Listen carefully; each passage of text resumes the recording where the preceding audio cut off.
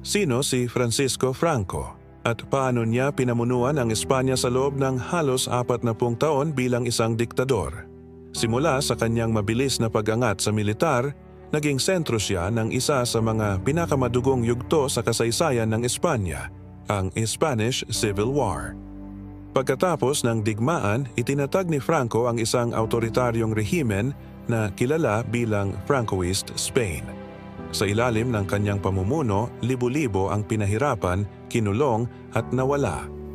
Ang kalayaan sa pamamahayag ay sinupil at ang kulturang Espanyol ay isinailalim sa mahigpit na kontrol.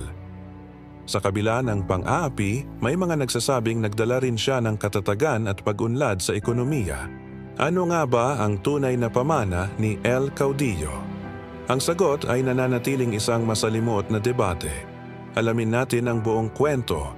Huwag kalimutang mag-subscribe at i-like ang video na ito para sa mas marami pang makabuluhang talakayan. Salamat sa panonood